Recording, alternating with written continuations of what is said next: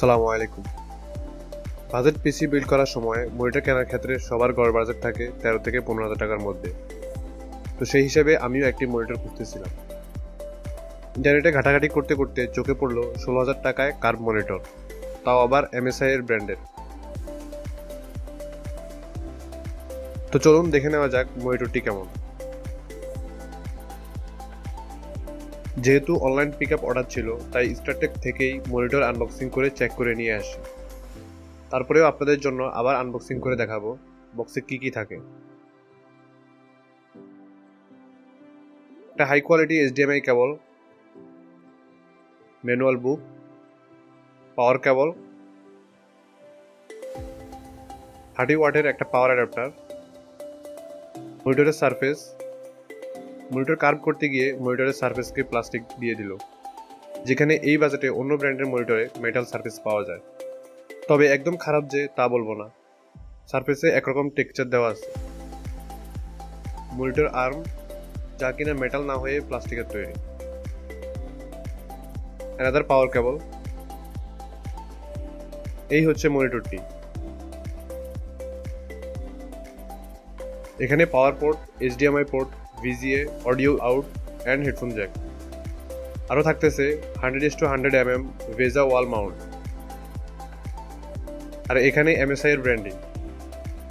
চলুন মনিটরটির arm set করি, তারপর সারফেস সেট করব। এবার পাওয়ার দিব মনিটরটিতে। MSI লোগো দেখতে পাচ্ছেন। আমার ল্যাপটপে যেহেতু HDMI পোর্ট নাই, তাই VGA কেবল দিয়ে মনিটরে কানেকশন দিব। দেখতে পাচ্ছেন মনিটরে স্ক্রিন চলে আসছে। চলুন একটি ভিডিও প্লে করে দেখা যাক।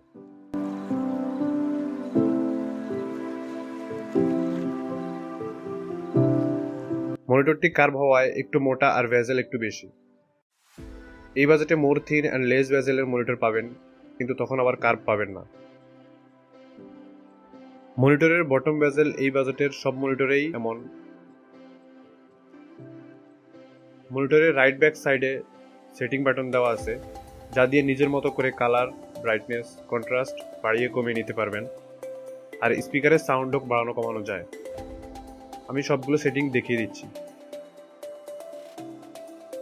এই মনিটরটি display kit software supported. MSI এর অফিসিয়াল ওয়েবসাইট থেকে আপনারা সফটওয়্যারটি ডাউনলোড করে নিতে পারবেন।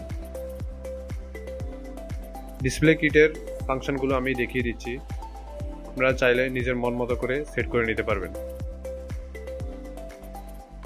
এটি একটি VA প্যানেল যুক্ত 23.6 ইঞ্চের মনিটর, যার অ্যাসপেক্ট রেশিও 16:9।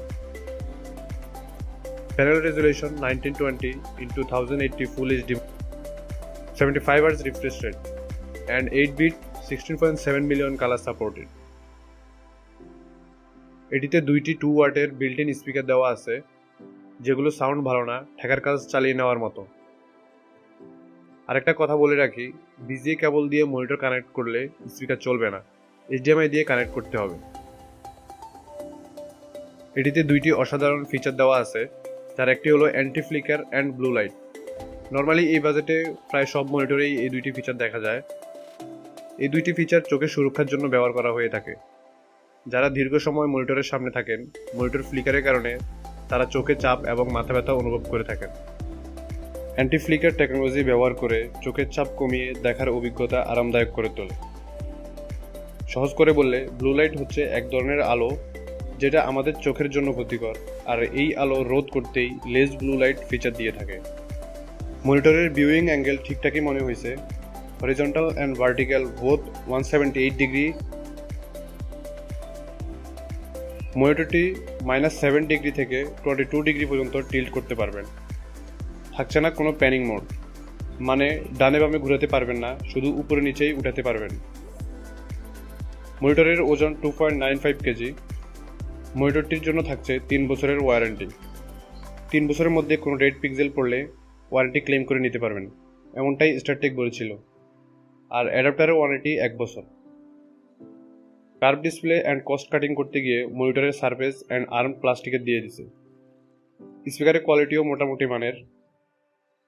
স্পিকার ভালো দেয় নাই বুঝলাম, আর্ম অ্যান্ড সারফেস দিতে পারতো। আর্ম অ্যান্ড সারফেস না দিলে অ্যাটলিস্ট স্পিকার ভালো দিতে পারতো। আর মনিটরের সাথে ম্যাচ করে সারফেসের কালারও যদি ব্ল্যাক দিত তাহলে আরও ভালো লাগতো। এছাড়া বাদ বাকি সব কিছুই আমার ভালো লাগছে। এই বাজেটে কার্ভ পাওয়া যায় না, তাও আবার এমএসআই এর মতো রেপুটেড ব্র্যান্ড থেকে। যাই হোক, কার্ভ হওয়ার কারণে দেখতে সত্যিই সুন্দর লাগে, খালি চোখে দেখে কালারও ঠিকঠাক মনে হয়েছে। এরকম দুইটা কার্ভ ডিসপ্লে মার্জ করে ইউজ করলে অসাধারণ একটা এক্সপিরিয়েন্স পাওয়া যাবে। তবে যারা ফ্ল্যাট ডিসপ্লে কিনতে চাচ্ছেন তারা এই বাজেটে অনেক রেপুটেড ব্র্যান্ডের মনিটর পেয়ে যাবেন। ফ্ল্যাট নাকি কার্ভ নেবেন একান্তই সবার ব্যক্তিগত ব্যাপার। মনিটর বা পিসি পাওয়ার কানেকশন দেওয়ার জন্য অবশ্যই ভালো মানের মাল্টিপ্লাগ ইউজ করবেন। মনে রাখবেন, মাল্টিপ্লাগ আর পিসি এর পাওয়ার সাপ্লাইতে কখনো কিপটেমি করবেন না।